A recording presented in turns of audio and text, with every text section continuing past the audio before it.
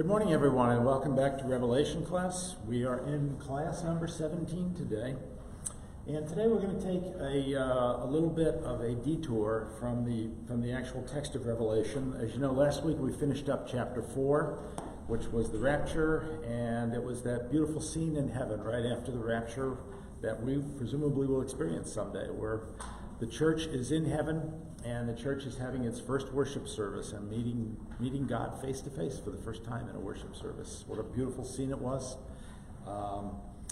Next week we'll be moving on to the next part, which is the transition to the tribulation, and that occurs in chapter 5, and that's the point where the Father and the Son in heaven make the decision to go forward with the tribulation and to bring to an end the times of the Gentiles.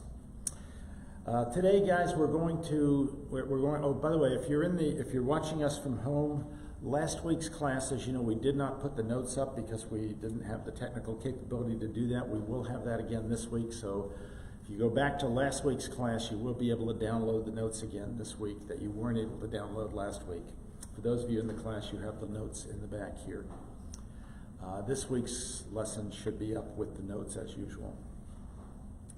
So this week we're going to take a little bit of a detour from that for 1 week, and we're going to go back through some pieces of the Old Testament, specifically from the book of Daniel, that talk about the tribulation and that talk about the age of the Gentiles. You've all heard me talk about the age of the Gentiles now for a couple of weeks, and I haven't really developed it, but that's what we're going to do today, is we're going to develop why the age of the Gentiles is important and how the age of the Gentiles ends in the 7-year tribulation period that's coming. So that's where we're going today. Now, just by background, we've looked at the church age over the first several chapters. Chapters 2 and 3 were the church age. And the church age began on Pentecost Sunday in 30 AD. And the church age goes up until the rapture, whenever that is, presumably fairly soon, but the rapture will be there. And this is the age of the church, and it's the age that ends at the rapture. This is embedded within a bigger age that's called the times of the Gentiles. And the times of the Gentiles starts out, we'll actually only see that term 3 times in scriptures, which is kind of interesting. We see it once in Jeremiah. We'll go to that verse today. We see it once Jesus said it in Luke 21:24. We're going to start with that one. And then we'll see that Paul discusses it in Romans 11. But it's a very important term in terms of understanding what's happening during this whole timeline of history that's leading to this tribulation period that we'll talk about, the 7-year tribulation period.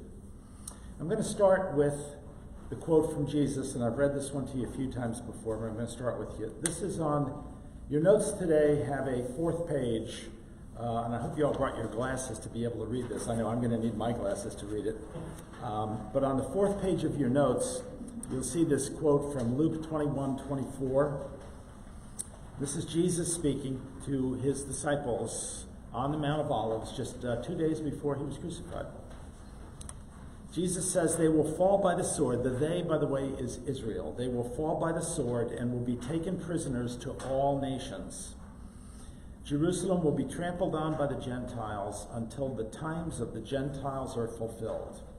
So he says really 3 things here that define the times of the Gentiles. First of all, Jews are going to be killed. They're going to fall by the sword. That's been going on now for really since the beginning of the times of the Gentiles. We're going to talk about that beginning here when we get to Daniel. But that's been going on for 2,600 years. The Jews have been getting persecuted and killed. The second thing is they're going to get scattered among the nations. The Jews have been pushed out of Israel and around the world, and they're just now coming back because Israel exists again as a result of the state being created or recreated again. So the Jews have been pushed out, but they're still very scattered even today. The point where the Jews are all back in Israel has not happened yet, and it won't happen for some period of time until we actually get into the tribulation period. And then the third thing that Jesus talks about is that Jerusalem will be trampled, desecrated by the Gentiles during that period.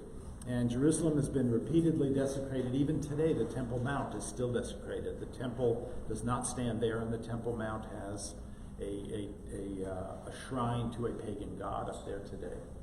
So Those three things are still going on today. The times of the Gentiles, Jesus said, we'll have those three things as the defining terms that help us to understand that we're in that time. And we are still in that time today. Now, we're going to start. The times of the Gentiles are best understood by going back to the book of Daniel, which is where we're going to go in today's class. In Daniel chapter 2, and Daniel is a very involved book. I taught it about a year ago here as about a 30-class thing. We're going to try to cover the critical parts of it in one class here today for you.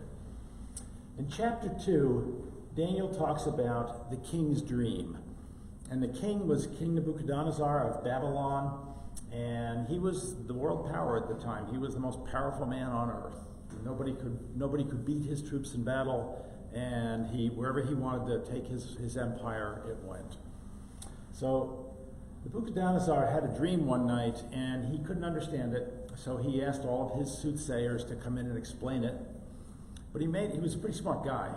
And first he said, but first you got to tell me what the dream was, then you've got to interpret it. And the dream guys said, wait a minute. They realized they were frauds. So they said, wait a minute, we can't interpret a dream if you don't tell us what it is. Only a God could know what that dream is. And basically what the king said was, you guys are frauds. You really don't know what my dream even is. So how are you going to interpret it if I don't tell you? Anyway, he was ready to put them to death, and Daniel intervened on their behalf. And Daniel said, you're right, only a God can do this, and I think my God can do it. And so he went and talked to God, and God gave him not only the interpretation, but the dream itself. And he was able to come back to the king and explain the dream, first of all, what the dream was, and secondly, how to interpret it, what it meant. And the dream is about the times of the Gentiles. The dream was of a statue that had a head of gold, upper body, chest and arms of silver, middle body, belly, and thighs of bronze, legs of iron, feet of iron with clay mixed in, and 10 toes of iron with clay mixed in. This statue is standing there, and this rock, which has never been touched by man, so it's not been cut or shaped in any way, falls from the sky, hits the feet of the statue falls over, and the statue disintegrates. It turns into dust, and the dust blows away in the wind, and it's gone. So the statue goes from this big, beautiful statue to being gone in a second when the stone hits it. So Daniel explains the dream. He explains that this is what's going to come in the future. This is prophecy of what's going to come in the future. The head is the Babylonian kingdom. It is the kingdom of him, of Nebuchadnezzar. That it is made out of the most precious metal, and it is the most important part because it sets up the times of the Gentiles. Daniel doesn't say it that way, but that's what it's doing. The upper body is an empire that will come after him, which turns out to be the Medo-Persian Empire. The fact that it has two arms means the Medes and the Persians kind of got together to make this empire. It's the Medo-Persian Empire. By the way, he says this will rule through the time of Nebuchadnezzar's grandson, and that was what we see in the Bible. Belshazzar, his grandson, was the one who made some sacrileges against the temple vessels. And God that night put the handwriting on the wall and ended his kingdom that night for doing that. So that was about 70 years later. It was his grandson who did that. This empire was an empire of Cyrus the Persian, and it lasted about 200 years. It was followed by this empire, which was the empire of the Greeks of Alexander the Great, and it lasted from about 331 BC down to 63 BC, when the Romans conquered that area. By the way, all these guys were the power of the world at the time. They were the world power in their day. And it was replaced by the two legs of iron, the Romans, and the Romans came in 63 BC, and the Romans conquered the empire. And the Roman Empire has just kind of evolved over the last 2,000 years, 2,100 years. It's just been one Gentile empire after another that has ruled over Israel. First it was the Romans, Then it was what was called the Eastern Roman Empire, and then it was called the Byzantine Empire, which is a different kind of Roman Empire. And then it was the Muslims in the 600s AD who took over. And then in the 1000s AD, the Crusaders, who were Christians from Europe, came in and took over. And they were Gentiles also, so these were all Gentiles. And then about 1187, the Crusaders got overthrown by the Muslims again. The Muslims took over, and a bunch of different Muslims took over, but eventually they got replaced by the Turks, the Ottoman Turks. And the Ottoman Turks ruled it until 1916, which is only 100 years ago.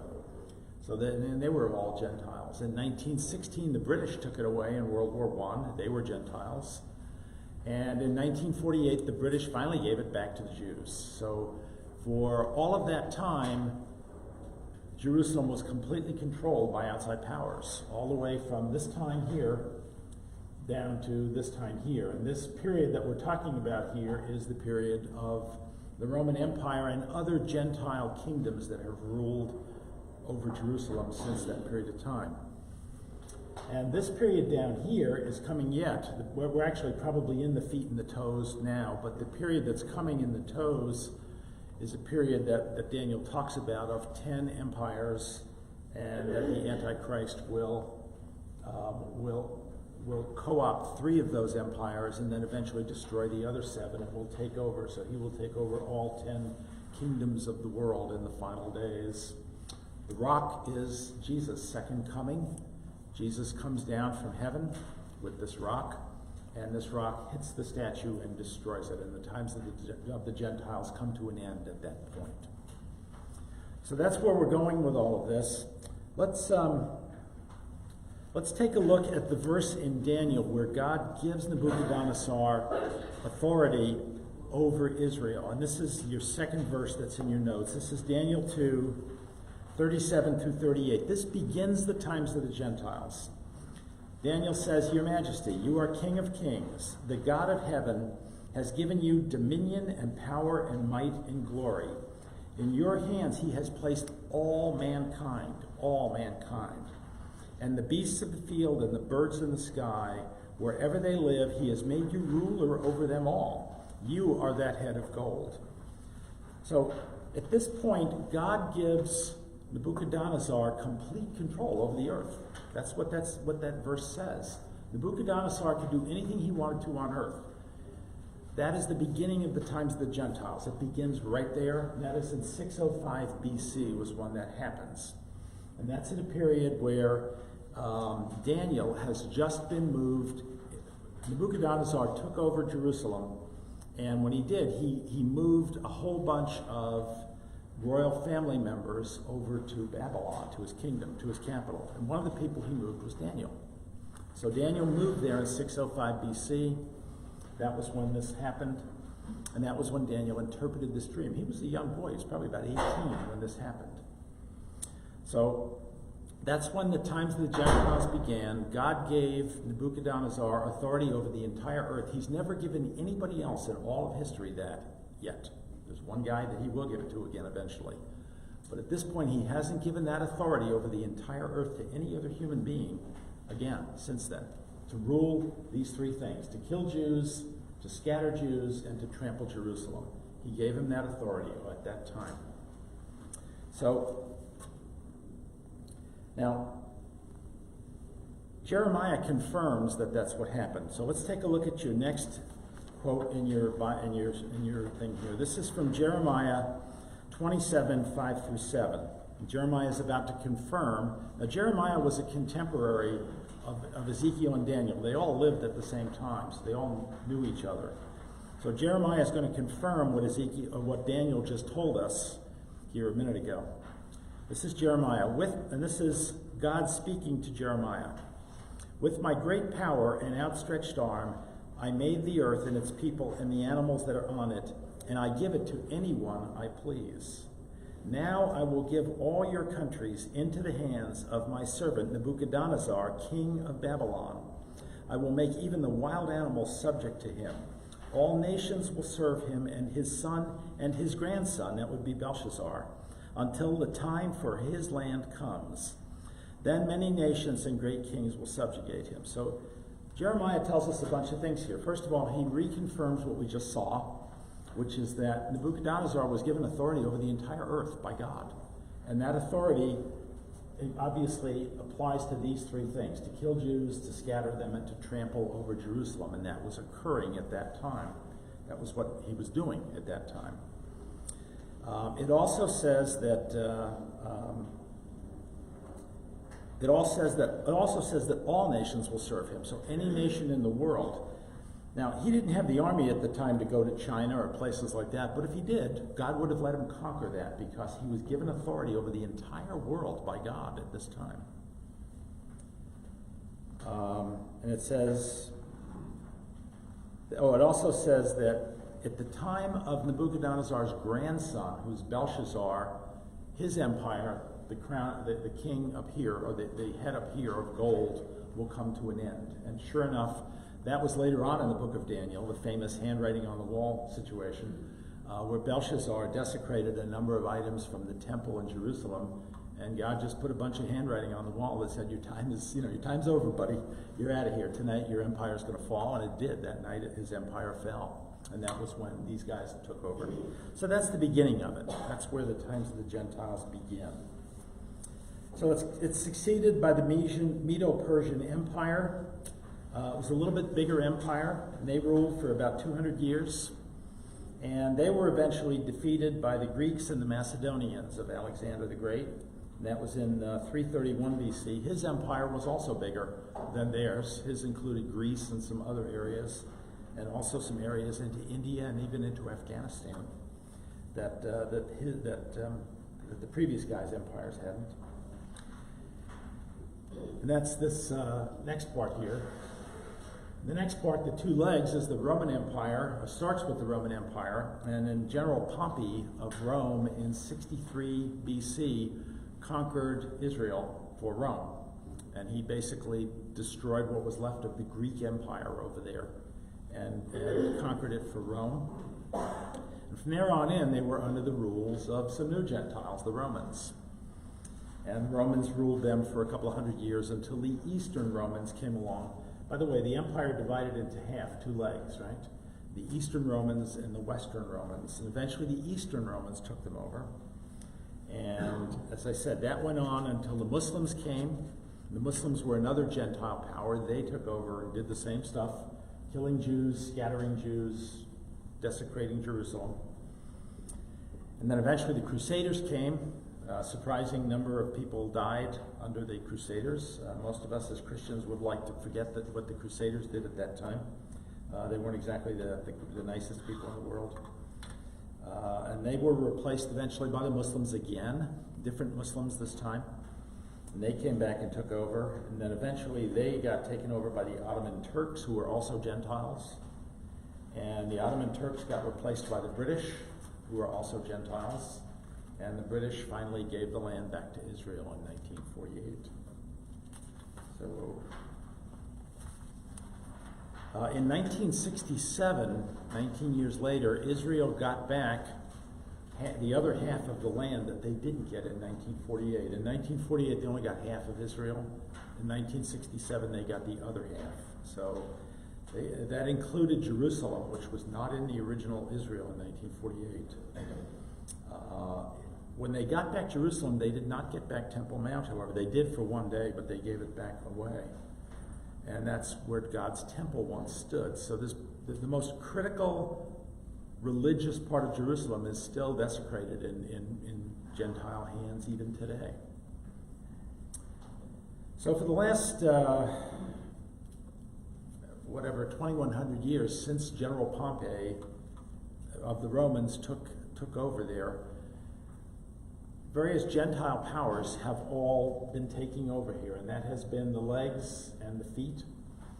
And as we now move on into the next phase of this thing, we're going to be moving into, we're going to see that this is getting to be a very fragile empire. It's clay mixed in with the iron. So there's still a lot of toughness and strength in there, but it's mixed in with clay, which is very fragile and brittle.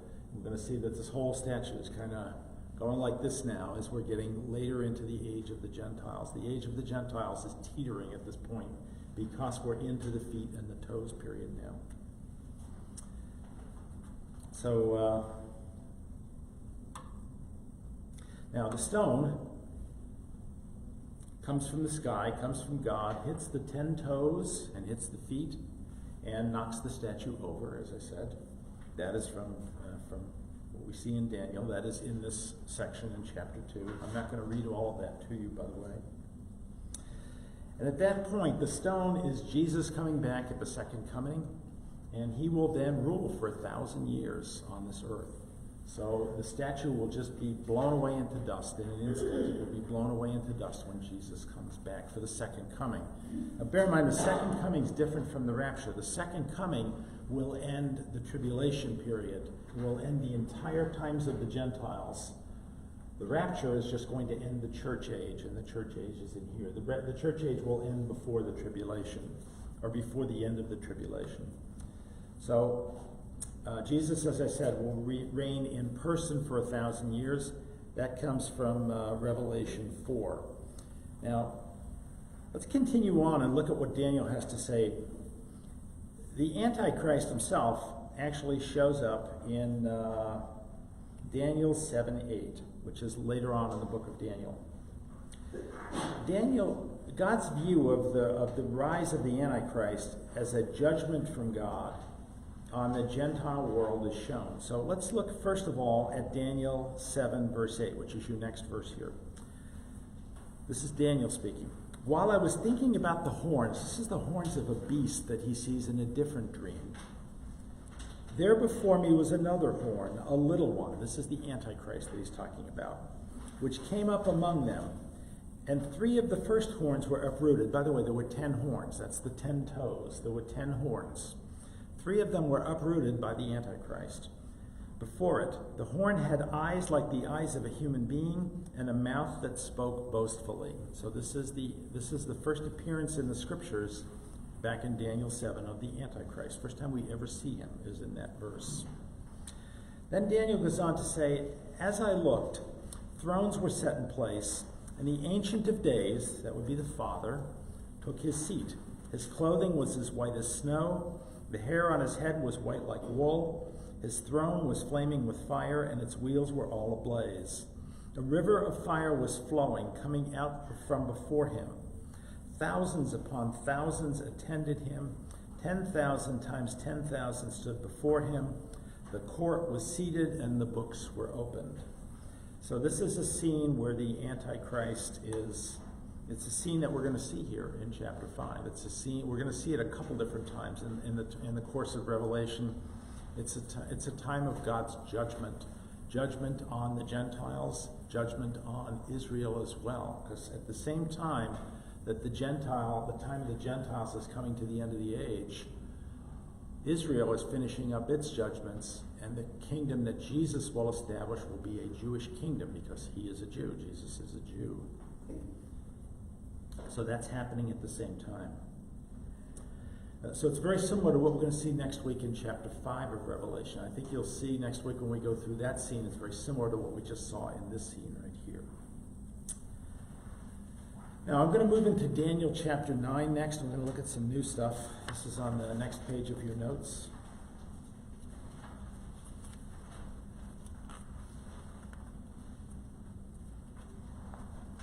This is from Daniel 9, verse 2.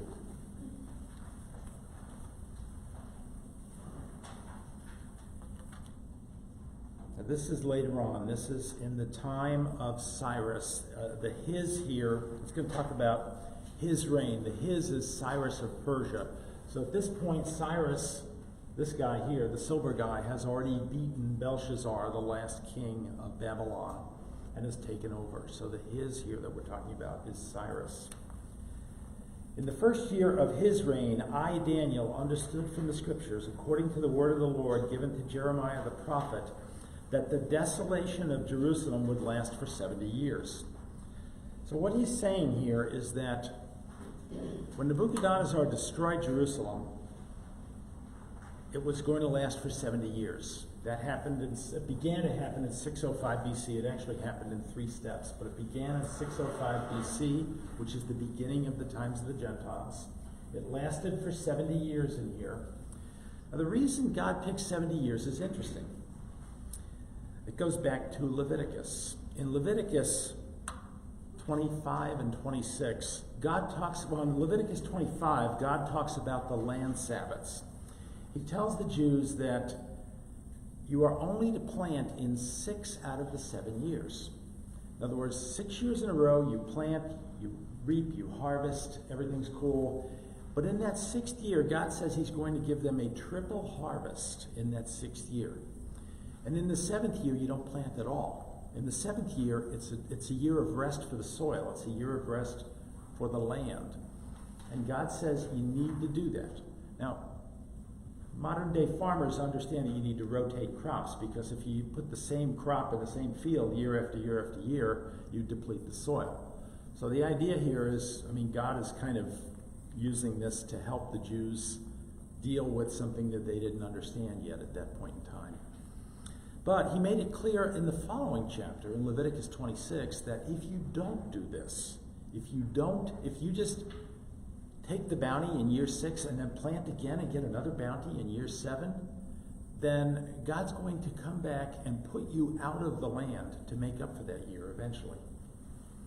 Now, what happened here is, if you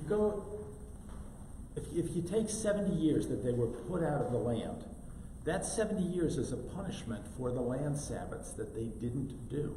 So there's 70 land Sabbaths they didn't do, which means they stopped doing that about 490 years earlier, because 7 times 70 is 490. So about 490 years earlier, this would be back in the time of the judges now, a long time ago. Apparently at that point, the Bible doesn't give us a specific year, but apparently at that point the Jews stopped doing that. And they just got greedy and said, hey, this is pretty cool. God gives us a triple harvest in year 6. Why don't we just go ahead and plant again in year 7, and now we get another year's worth of harvest, and we'll be rich. We can sell all these extra crops. We'll have money, and money's what it's all about. So let's do this. And thank you, God, for giving us this, but we're going to do it. But they forgot that Leviticus 26 said you can't do that. You're not allowed to do that. If you do that, God's going to put you out of the land eventually for every one of those Sabbaths that you don't do.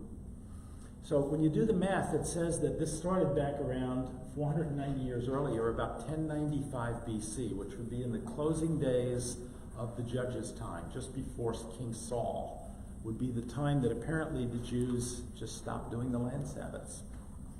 So that's what happened here.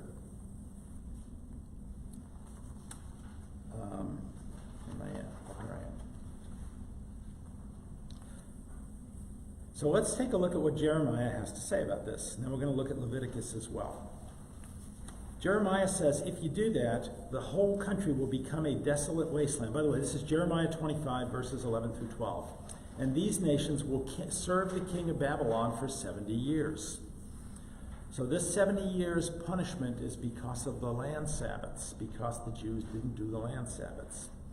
But when the 70 years are fulfilled, I, that would be God, will punish the king of Babylon and his nation, the land of the Babylonians for their guilt, declares the Lord, and I will make it desolate forever. And sure enough, Babylon today is in a desert. It hasn't been inhabited for over 2,600 years, or for over 2,500 years. So God did in fact do exactly that. But it's the land Sabbaths that Jeremiah was talking about here. That's what the 70 years of captivity, of Babylonian captivity, was about. It was about the Jews not doing the land Sabbaths. Let's continue on and look at look at Leviticus itself this time. This is Leviticus 26, verse 34 through 35. This is what God told Moses back at Mount Sinai. Then the land will enjoy its Sabbath years, all the time that it lies desolate, and you are in the country of your enemies. Then the land will rest and enjoy its Sabbaths. All the time it lies desolate, the land will have the rest it did not have during the Sabbaths that you lived in it. So what God is saying way back in Leviticus, hundreds of years before any of this happened, is if you guys don't do the land Sabbaths, I'm going to come take them back by putting you out of the land. And that's what he did for 70 years with the Babylonian captivity. It was about the land Sabbaths. A lot of folks don't know that, but it's about the land Sabbaths. So, that's this period in here from 605 to 535. We're in the times of the Gentiles. Remember, they began in 605. The first 70 years, they're out of the land because of the land Sabbaths. Then there's a little break of about 80 years here when the Jews really got religion again. They rebuilt the temple. They went back to a very small minority left Babylon, went back to Jerusalem, and they were on fire for the Lord. And the rest of, by the way, 90-some% of them stayed in Babylon. They never went back. So the vast majority of the Jews did not go back. Only a remnant came back. And those were the people that were on fire for God. They came back, they rebuilt the temple. Presumably they reestablished the land Sabbaths during that period, because for 80 years God interrupted the times of the Gentiles here. He blessed Israel during that period. And then we come to the next part, where Daniel gives us the next part of the times of the Gentiles. This begins at about 454 BC, which is the point where it's in the book of Nehemiah, actually at the end of Ezra, beginning of Nehemiah, where the Jews begin to build the wall around Jerusalem.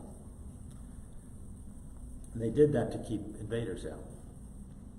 So,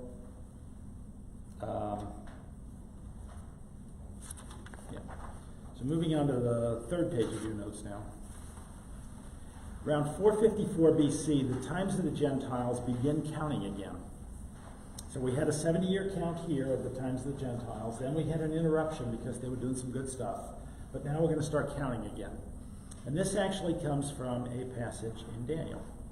This is Daniel 9, 24 through 27. Very famous verses. I'm going to read these to you. This is called Daniel's 70 sevens.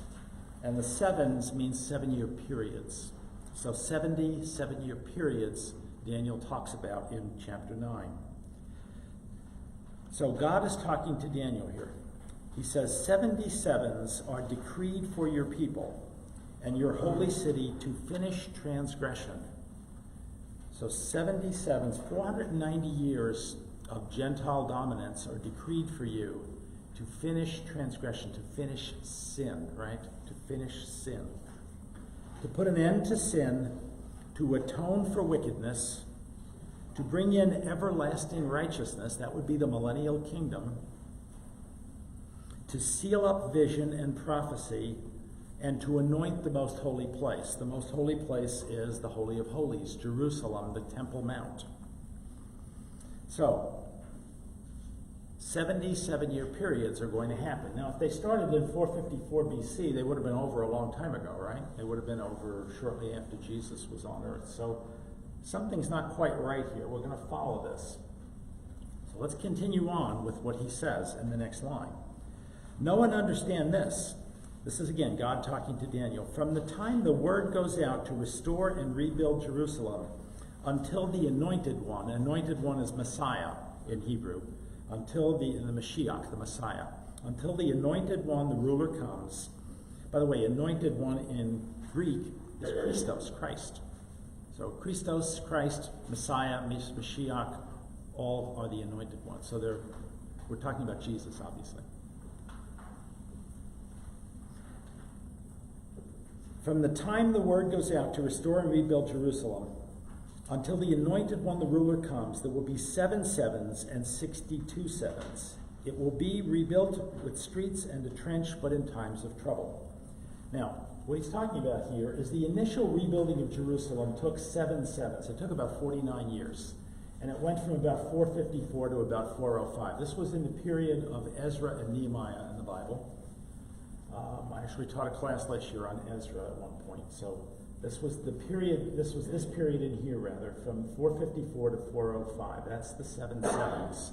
When Jerusalem is being rebuilt and the walls are being rebuilt. Now, let's continue on, see where we go next. After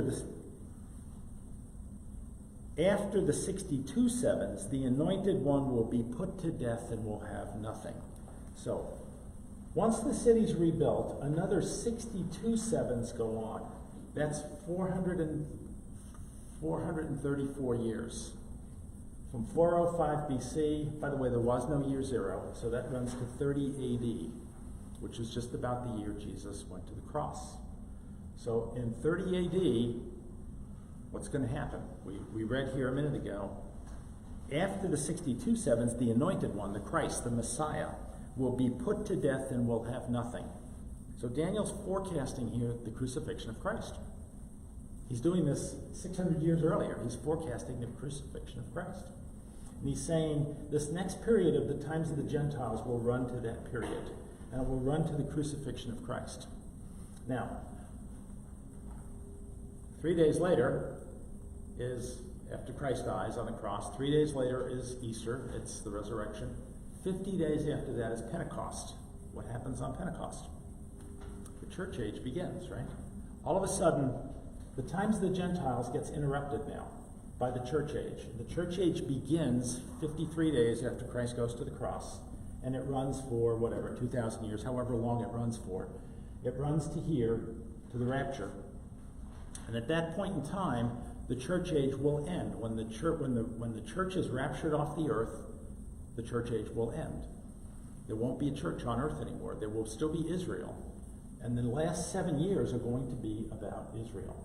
So we have 7 more years to run in the times of the Gentiles. The times of the Gentiles has been interrupted here by the church age. And now we have 7 more years to run in the times of the Gentiles before we get to the second coming. So that is the time of the tribulation, which is where we're going next in this class. We're going into the time of the tribulation. Now, let's take a look at what Paul has to say about this next, because Paul talks about this also. Find my last page.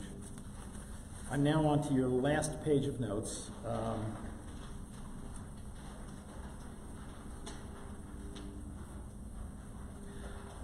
I want to talk about one other thing, and that is, why didn't the Jews? Well, actually, yeah. Let's look at what Paul has to say next. Paul talks about the times of the Gentiles in Romans, and it's in 3 different places. All of them are in chapter 11. Let's take a look first of all at Romans 11, verse 7. This is Paul speaking now. What then?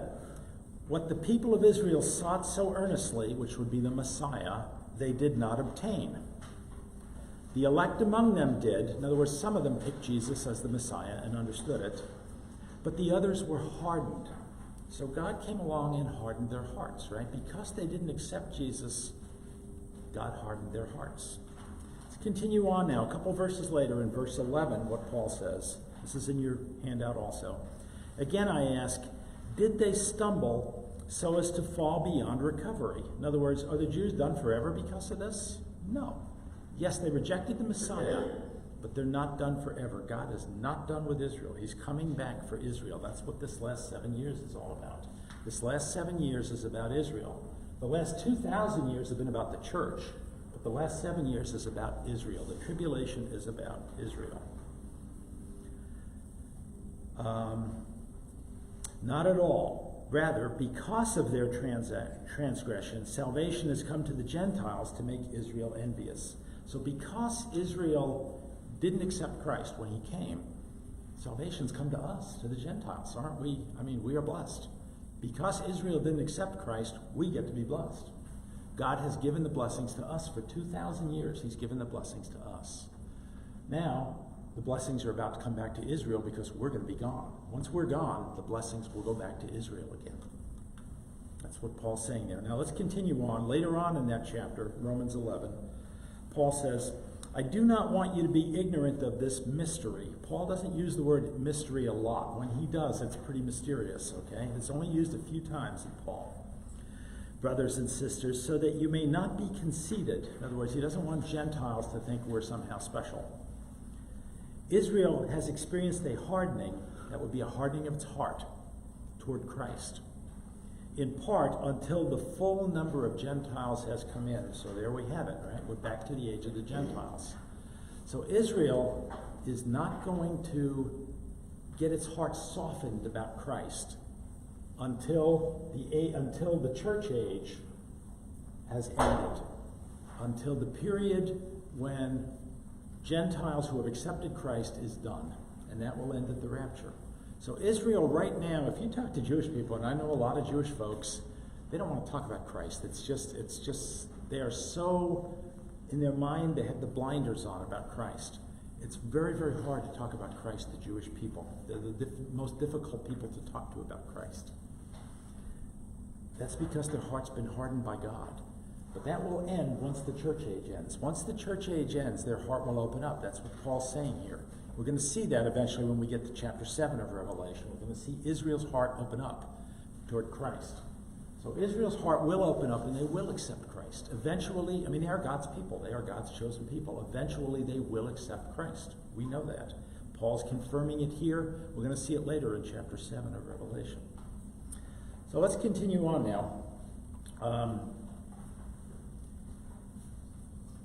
So once the church age ends, that's at the rapture, and all the believing church has been brought in for Christ. That's what Paul's saying here. All the believing church, all of the Gentiles, us in the church, have been raptured, have been brought in for Christ. Then the focus is going to shift back to Israel. And for the last 7 years, it's going to look very much like it looked back in Egypt in the time of the Exodus. It's going to look like, let my people go. God is going to want the earth to let Israel be, to end the time of the Gentiles, to let Israel go, to stop killing Jews, to stop scattering Jews, and to stop trampling on his holy city of Jerusalem. That's what God is going to want during that last 7 years, and that's what that last 7 years is going to be all about. Now, let's take a look at the end of that 7-year period next. Yeah, once the full number of Gentiles comes in, that's the end of the rapture, the church age ends, the tribulation begins. It's going to last for 7 years. It's going to end at the glorious second coming of Christ, which is in Matthew 24, verses 30 through 31. I'll read that to you here. This is Jesus speaking. Then will appear the sign of the Son of Man in heaven. And then all the peoples on earth will mourn when they see the Son of Man coming on the clouds of heaven with power and great glory. He will send his angels with a loud trumpet call, and they will gather his elect from the four winds, from the one end of the heavens to the other. So this is the second coming, where Jesus comes back at the very end here, at the end of this pink down here, at the end of the tribulation period. So that's how this will all end. That's how the times of the Gentiles will eventually come to an end. Now, the other one I wanted to talk to you, or to show you here, is Matthew 24:36. And this is just a few verses later. Jesus is still speaking on the Mount of Olives to his disciples. It says, but about that day he's talking about now is back to this day here, the day when the rapture occurs and the day when the tribulation begins. About that day or hour, no one knows, not even the angels in heaven, nor the Son, but only the Father.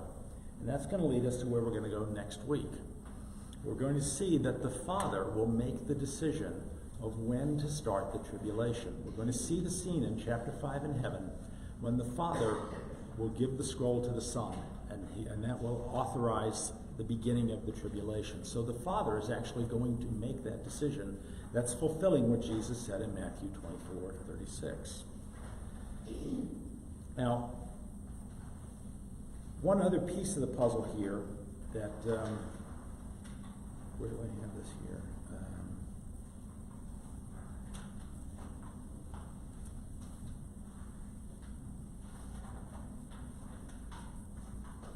I don't think I gave you the scripture verse. Let me go find it for a minute. This is back in Daniel 9 also. There's a verse about the Antichrist confirming a covenant with Israel. And I guess I didn't give you the verse in your handout. Sorry about that. Let me find it here.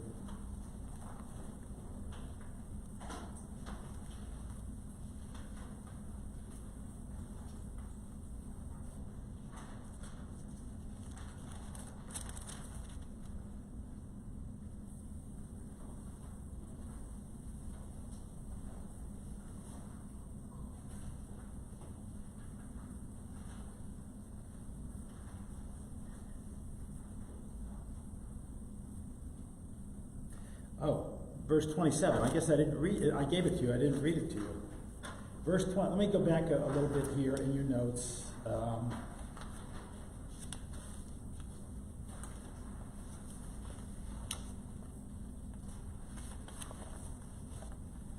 Yeah, at the bottom of your 5th page, verse 27, I don't think I completely read all of that. He, that will be the Antichrist, will confirm a covenant with many for 1/7.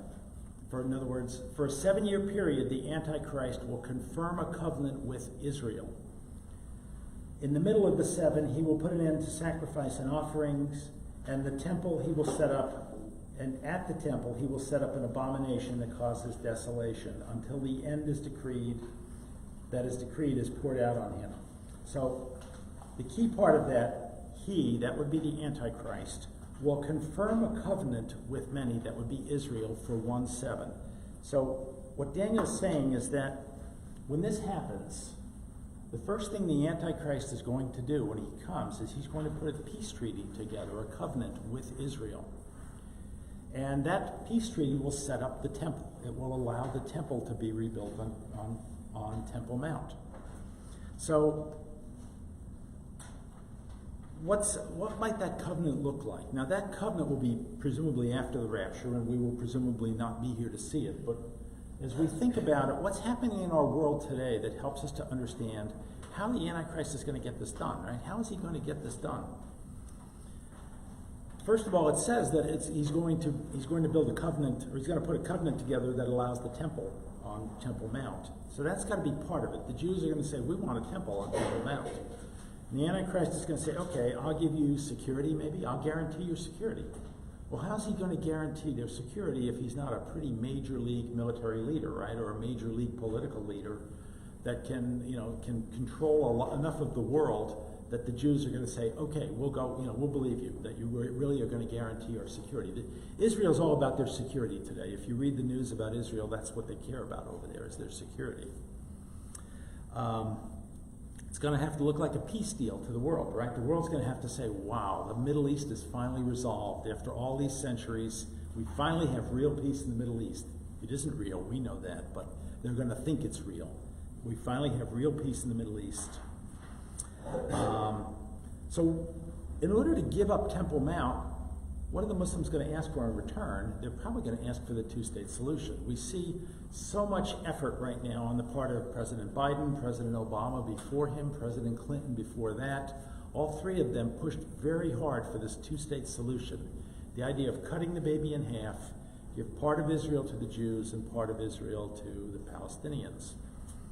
So presumably he'll put together a deal that will kick off the tribulation, that will build Temple Mount, bring peace, cut Jerusalem in half, or cut Israel in half, and give security to Israel. Presumably that's how he's going to come to power, is by doing that. That's pretty much what Daniel's saying here in verse 27. So that's something that I think we can see the outlines. They're kind of hazy at this point, but I think we can see the outlines of a possible deal that the Antichrist might put together that might usher in the tribulation period, this covenant that he's going to create, the 7-year covenant that he's going to create with Israel, and that would be the 7 years that he'll be in charge of the earth. So that's where we're at today. We've talked about Daniel, and I think you've got a better idea now of why I keep talking about the times of the Gentiles coming to an end. The times of the Gentiles started way back here. They've been interrupted by a couple of different things. There have been different timings of them put forward in Daniel that we've seen. The church age came along, and there's a big interruption of the times of the Gentiles until the church age is complete, until the full number of Gentiles, of us, people in the church, is complete, and we are brought in through the rapture. Until that's complete, and then after that, the tribulation is going to begin. That'll be that last 70th 7 of Daniel, from Daniel 9:25, and that will be where we're going next. So next week, we're going to look at that scene in the throne room of God. That will continue where we were last week, in the throne room of God, where the Father and the Son make the decision to bring the times of the Gentiles to an end by beginning this period here, this last 7-year period of the tribulation. So that's where we're going. Questions?